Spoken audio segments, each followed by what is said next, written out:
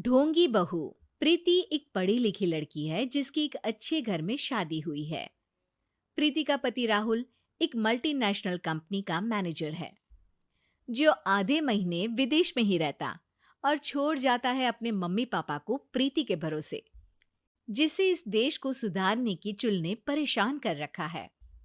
Mummy papa, कल एक dog vaccination का शिविर है तो मैं वहीं पूरा दिन रहूंगी। आप मेरे लिए खाना मत बनवाना। अरे बेटा प्रीति, वो बाई तो काम छोड़कर परसों ही जा चुकी। एक नई बाई देखनी पड़ेगी। माँ, आप तो जानती ही हो ना कि मैं कितना बिजी रहती हूँ। अगर कल मैं नहीं गई तो कुत्ते एडॉप्ट ही नहीं हो पाएंगे। देखिए, हम इंसान तो बोलकर अपनी तकलीफों को बता सकते हैं, लेकिन वो बेचारे, उन्हें हमारी ज्यादा जरूरत है मम्मी। अरे बोल के भी हम क्या हासिल कर पा रहे हैं। अब ठीक है बेटा, तू जा, मैं खाना बना लूंगी। ऐसा पहली बार नहीं हो रहा था। देश भर में जितने एनजीओज हैं, चाहे वो स्टूडेंट्स के अधिकार के लिए हो या गरीबों में खाना बांटने का काम हो, प्रीति सबसे जुड़ी हुई थी। रोज कहीं बाहर ही रहती थी, एक शिविर में नहीं तो दूसरे में, और छोड़ जाती थी अपने सास ससुर को उनके खुद के भरोसे। और जब कोई उसे कहे, अरे प्रीति, कभी तेरी सास का हाथ भी बटा दिया कर, तो उसका एक ही जवाब रहता था, देखो, हम लोगों को तो सब कुछ घर बैठे मिल जाता है। अगर आज मैं इस शिविर में नहीं गई तो पता नहीं कितने लोग सड़क पर आ जाएंगे। प्रीति को समझाना संभव ही नहीं था, और ये बात उसके सास ससुर भी मान चुके थे।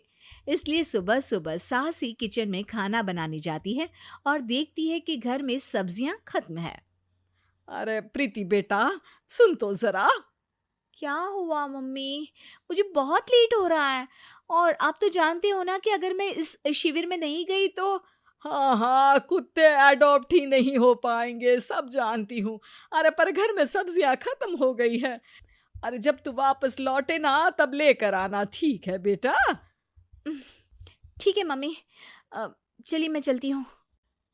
और हर बार की तरह प्रीति अपनी पार्टीज और आफ्टर पार्टीज में इतनी बिजी रह गई कि सामान लाना ही भूल गई। बात केवल सब्जियों की नहीं थी, लेकिन प्रीति हर रोज किसी नए शिविर में निकल जाती थी, अपने सास ससुर को अकेला छोड़कर। एक हफ्ते बाद प्रीति के ससुर जी के हाथ में दर्द होने लगा। अरे बेटा प्रीति, पापा जी के हाथ में बहुत दर्द हो रहा है। आज इनको डॉक्टर के पास लेकर जाना पड़ेगा। "अम, ठीक है माँ, आप हो आओ, मैं बाहर ही खा लूंगी। अरे बेटा, मैं कैसे ले जाऊं? ये काम तो हमेशा राहुल ही करता था, और मुझे तो डर है कि कुछ ज्यादा बड़ी बीमारी ना हो जाए। उफ़ो! आज मुझे मेडिकल शिविर में जाना है। बेचारे बड़े बुजुर्ग जिनके अपने फैमिली वाले उनका ध्यान नहीं रखते, उनका पूरा मेडिकल चेकअप होगा। अगर मैं नहीं गई तो आप तो जानते ही हो, उनका चेकअप नहीं हो पाएगा। और हाँ बेटा, तू जा, मैं कुछ ना कुछ कर लूंगी। प्रीति के सास और ससुर दोनों ही काफी समय से प्रीति को समझाना चाह रहे थे कि उन्हें भी मदद की जरूरत है, लेकिन अब तो पानी सर के ऊपर जा चुका था। उधर प्रीति शिविर में पहुंचकर सबसे मिल रही थी। काफी भीड़ थी और प्रीति इंस्टाग्राम पर फोटोज अपडेट करे जा रही थी। तभी प्रीति की दोस्त रीना उसके पास दौड़ती हुई आती है। अरे प्रीति, जल्दी चल। अरे क्यों, क्या हुआ? अरे तू अभी सवाल मत पूछ और चल मेरे साथ। प्रीति रीना के साथ जाती है तो देखती है कि गरीब बुजुर्गों की लाइन में प्रीति के सास ससुर भी खड़े हैं। प्रीति को समझ में नहीं आता कि ये क्या चल रहा है। उसके ऑर्गेनाइजेशन में सबकी नजर उसके सास ससुर पर थी, और प्रीति को लगा कि बात उसकी इज्जत पर आ गई है। माँ, पापा जी, आप दोनों यहाँ क्या कर रहे हैं? आप तो जानते हो कि ये शिविर गरीबों की मदद करने के लिए बनी है, और आप इसका मजाक उड़ा रहे हैं इस तरह से लाइन में खड़े होकर। अरे बेटा, हम भले ही गरीब ना हो, पर जरूरतमंद तो है ही। हमारा भी कोई ध्यान रखने वाला नहीं है। मेरे पति के हाथ में दर्द है, मैंने सुना कि ज़रूरतमंद बुजुर्गों का यहाँ फ्री में इलाज हो रहा है, इसीलिए चले आए।